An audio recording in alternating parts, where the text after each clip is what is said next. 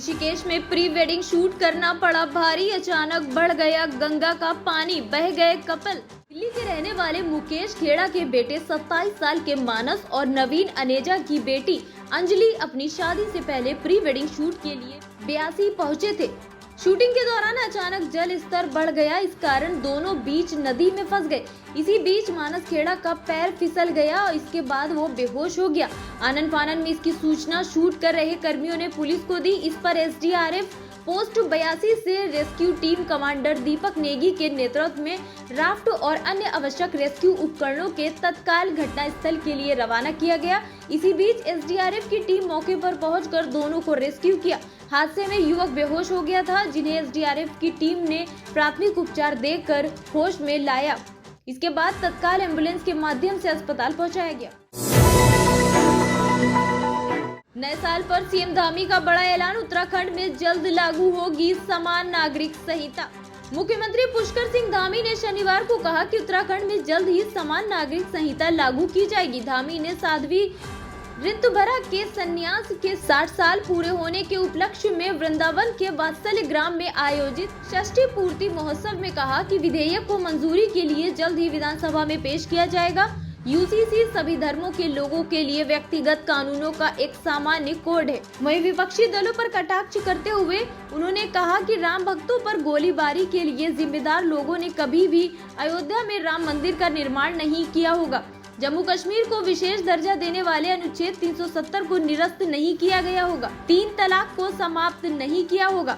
धामी ने आगे ये भी कहा कि अयोध्या में राम जन्मभूमि पर मंदिर निर्माण की प्रतिबद्धता 22 जनवरी को पूरी होगी, जब प्रधानमंत्री नरेंद्र मोदी राम मंदिर के अभिषेक समारोह में भाग लेंगे। उत्तराखंड में शराब के शौकीनों के लिए बुरी खबर, शराब की कीमतों में 10% की बढ़ोतरी हो सकती है। उत्तराखंड में शराब के शौकीनों के लिए बुरी खबर सामने आई। उत्तर प्रदेश की तर्ज पर प्रदेश में भी शराब की कीमतों में 10% की बढ़ोतरी हो सकती है। वित्तीय वर्ष 2024-25 में प्रस्तावित आबकारी नीति में इसका प्रावधान करने की तैयारी है। सरकार ने शराब के ऊपर राजस्व का लक्ष्य 4500 करोड़ से अधिक रख सकती है। वहीं इससे पहले वित्तीय वर्ष में आबकारी विभाग को 4000 करोड़ का राजस्व लक्ष्य दिया गया है। मंगलौर में सराफा की दुकान में सेंध लगाकर लाखों के जेवरात हुए चोरी, अलमारी तोड़ने में असफल, छानबीन में जुटी पुलिस। कस्बे में चोरों ने सराफा की दुकान में सेंध लगाकर लाखों रुपए कीमत के सोने और चांदी के जेवरात साफ कर दिए। दुकान में रखी अलमारी तोड़ने में 4 असफल रहे, अन्यथा और बड़ा नुकसान हो सकता था। चोरी की जानकारी होने पर पुलिस को तहरीर दी गई। पुलिस ने मामले की छानबीन शुरू कर दी।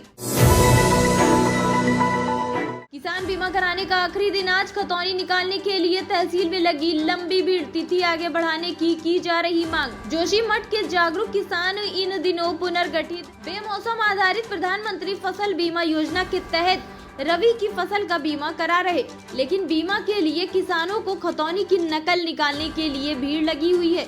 बीमा को लेकर किसान सेब, आड़ू, कीवी, संतरे सहित अन्य कीमती फसलों का जनजीवन केंद्रों के माध्यम से हो रहा है, लेकिन महज 3 दिनों के समय में ही करीब 60 ग्राम सभा के ग्रामीणों को अपनी फसल का बीमा करने जोशीमठ आना पड़ रहा। बीमा के लिए भूमि दस्तावेजों को निकालने के लिए तहसील में भीड़ लगी है। किसानों की मांग है कि किसान पीएम फसल बीमा योजना की अंतिम तिथि को 31 दिसंबर से आगे बढ़ाकर 7 जनवरी 2024 तक कर दें।